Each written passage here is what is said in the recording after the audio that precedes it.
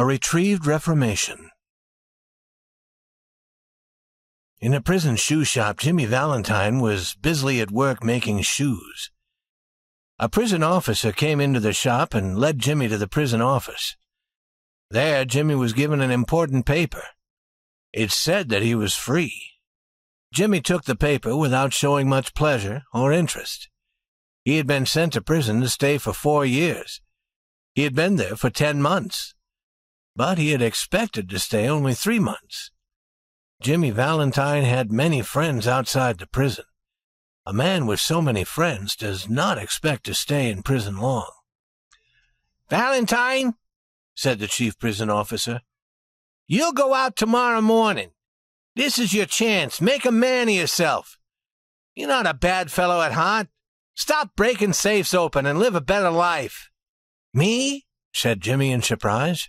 "I never broke into a safe in my life."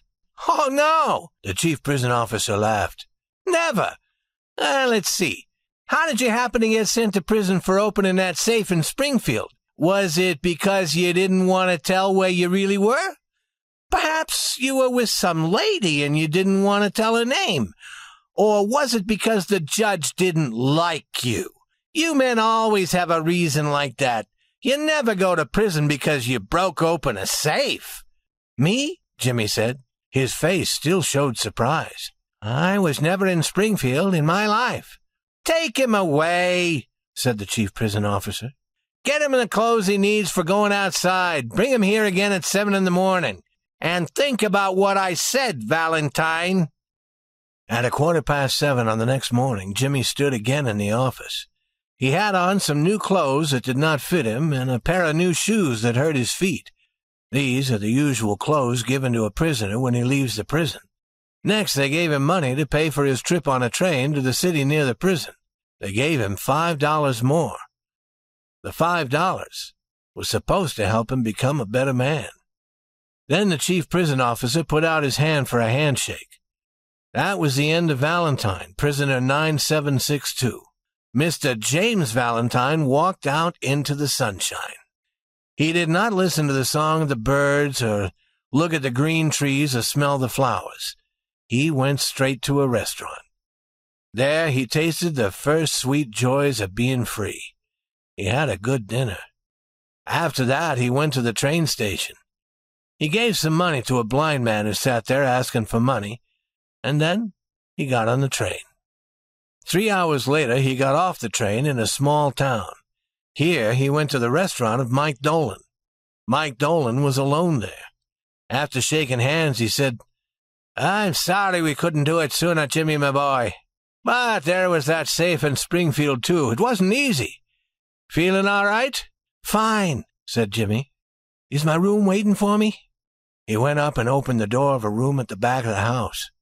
Everything was as he had left it. It was here they had found Jimmy when they took him to prison. There on the floor was a small piece of cloth. It had been torn from the coat of the cop as Jimmy was fighting to escape. There was a bed against the wall. Jimmy pulled the bed toward the middle of the room. The wall behind it looked like any wall. But now Jimmy found and opened a small door in it. From this opening, he pulled out a dust-covered bag. He opened this and looked lovingly at the tools for breaking open a safe. No finer tools could be found any place. They were complete. Everything needed was there. They had been made of a special material in the necessary sizes and shapes. Jimmy had planned them himself, and he was very proud of them. It had cost him over $900 to have these tools made at a place where they make such things for men who work at the job of safe-breaking. In half an hour, Jimmy went downstairs and through the restaurant. He was now dressed in good clothes that fitted him well. He carried his dusted and cleaned bag. "Do you have everything planned?" asked Mike Dolan. "Me?" asked Jimmy as if surprised. "I don't understand. I work for the New York Famous Bread and Cake Makers Company. I sell the best bread and cake in the country." Mike enjoyed these words so much that Jimmy had to take a drink with him.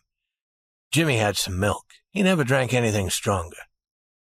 A week after Valentine 9762 left the prison, a safe was broken open in Richmond, Indiana. No one knew who did it. $800 were taken. 2 weeks after that, a safe in Logansport was opened. It was a new kind of safe. It had been made, they said, so strong that no one could break it open. But someone did, and took $1,500. Then a safe in Jefferson City was opened. $5,000 were taken. This loss was a big one. Ben Price was a cop who worked on such important matters, and now he began to work on this. He went to Richmond, Indiana, and to Logansport to see how the safe-breaking had been done in those places. He was heard to say, "I can see that Jim Valentine has been here. He's in business again. Look at the way he opened this one. Everything easy, everything clean. He's the only man who has the tools to do it. And he's the only man who knows how to use tools like this. Yes, I want Mr. Valentine. Next time he goes to prison, he's going to stay there until his time is finished." Ben Price knew how Jimmy worked. Jimmy would go from one city to another far away. He always worked alone. He always left quickly when he was finished. He enjoyed being with nice people. For all these reasons, it was not easy to catch Mr. Valentine. People with safes full of money were glad to hear that Ben Price was at work trying to catch Mr. Valentine. One afternoon, Jimmy Valentine and his bag arrived in a small town named Elmore. Jimmy, looking as young as a college boy, walked down the street towards a hotel. A young lady walked across the street, passing him at the corner, and entered the door. Over the door was the sign, "The Elmore Bank." Jimmy Valentine looked into her eyes, forgetting at once what he was. He became another man. She looked away, and brighter color came into her face. Young men like Jimmy did not appear often in Elmore. Jimmy saw a boy near the bank door and began to ask questions about the town. After a time, the young lady came out and went on her way. She seemed not to see Jimmy as she passed him. "Isn't that young lady Polly Simpson?" asked Jimmy. "No," said the boy. "She's Annabelle Adams. Her father owns this bank." Jimmy went to the hotel, where he said his name was Ralph D. Spencer. He got a room there. He told the hotel man that he had come to Elmore to go into business. How was the shoe business? Was there already a good shoe shop? The man thought that Jimmy's clothes and manners were fine. He was happy to talk to him. Yes, Elmore needed a good shoe shop. There was no shop that sold just shoes.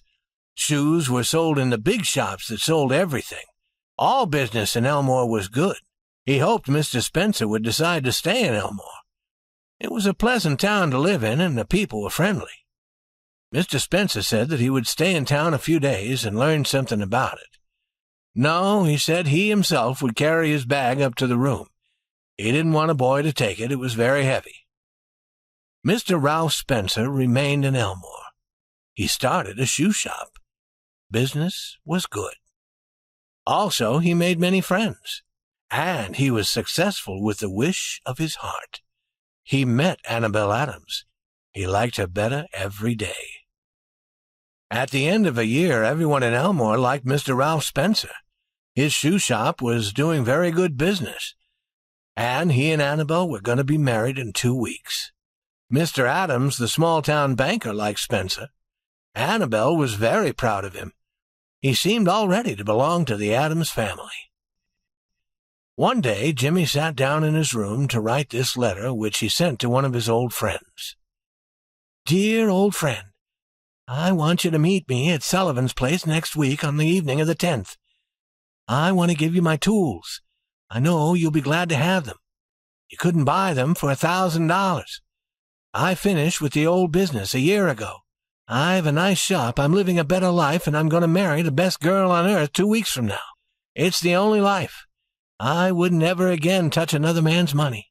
After I marry, I'm going to go further west, where I'll never see anyone who knew me in my old life. I tell you, she's a wonderful girl. She trusts me. Your old friend, Jimmy." On the Monday night after Jimmy sent this letter, Ben Price arrived quietly in Elmore. He moved slowly about the town in his quiet way. He learned all that he wanted to know. Standing inside a shop, he watched Ralph D. Spencer walk by. "You're going to marry the banker's daughter, are you, Jimmy?" said Ben to himself. "I don't feel sure about that." The next morning, Jimmy was at the Adams home. He was going to a nearby city that day to buy new clothes for the wedding. He was also going to buy a gift for Annabelle. It would be his first trip out of Elmore. It was more than a year now since he had done any safe-breaking. Most of the Adams family went to the bank together that morning. There were Mr. Adams, Annabelle, Jimmy and Annabelle's married sister with her 2 little girls aged 5 and 9. They passed Jimmy's hotel, and Jimmy ran up to his room and brought along his bag. Then they went to the bank. All went inside, Jimmy too, for he was one of the family. Everyone in the bank was glad to see the good-looking, nice young man who was going to marry Annabelle. Jimmy put down his bag. Annabelle, laughing, put Jimmy's hat on her head and picked up the bag. "How do I look?" she asked. "Ralph, how heavy this bag is. It feels full of gold." "It's full of some things I don't need in my shop," Jimmy said. "I'm taking them to the city, to the place where they came from. That saves me the cost of sending them. I'm going to be a married man. I must learn to save money." The Elmore Bank had a new safe. Mr. Adams was very proud of it, and he wanted everyone to see it. It was as large as a small room, and it had a very special door. The door was controlled by a clock. Using the clock, the banker planned the time when the door would open. At other times, no one, not even the banker himself, could open it. He explained about it to Mr. Spencer. Mr. Spencer seemed interested, but he did not seem to understand very easily. The 2 children, May and Agatha, enjoyed seeing the shining, heavy door with all its special parts. While they were busy like this, Ben Price entered the bank and looked around. He told a young man who worked there that he had not come on business. He was waiting for a man. Suddenly there was a cry from the women. They had not been watching the children. May, the 9-year-old, had playfully but firmly closed the door of the safe, and Agatha was inside. The old banker tried to open the door. He pulled at it for a moment. "The door can't be opened," he cried. "And the clock! I hadn't started it yet." Agatha's mother cried out again. "Quiet," said Mr. Adams, raising a shaking hand. "All be quiet for a moment. Agatha!" He called as loudly as he could. "Listen to me." They could hear, but not clearly, the sound of the child's voice. In the darkness inside the safe, she was wild with fear. "My baby!" her mother cried. "She will die of fear! Open the door! Break it open! Can't you men do something?" "There isn't a man nearer than the city who could open that door," said Mr. Adams in a shaking voice. "My God, Spencer, what shall we do? That child, she can't live long in there. There isn't enough air, and the fear will kill her." Agatha's mother, wild too now, beat on the door with her hands. Annabelle turned to Jimmy, her large eyes full of pain, but with some hope, too. A woman thinks that the man she loves can somehow do anything. "Can't you do something, Ralph? Try, won't you?" He looked at her with a strange, soft smile on his lips and in his eyes. "Annabelle," he said, "give me that flower you're wearing, will you?" She could not believe that she had really heard him, but she put the flower in his hand. Jimmy took it and put it where he could not lose it. Then he pulled off his coat. With that act, Ralph D. Spencer passed away, and Jimmy Valentine took his place. "Stand away from the door, all of you," he commanded. He put his bag on the table and opened it flat. From that time on, he seemed not to know that anyone else was near. Quickly, he laid the shining, strange tools on the table. The others watched as if they had lost the power to move. In a minute, Jimmy was at work on the door. In 10 minutes, faster than he had ever done it before, he had the door open. Agatha was taken into her mother's arms. Jimmy Valentine put on his coat and picked up the flower and walked toward the front door. As he went, he thought he heard a voice call, "Ralph?" He did not stop.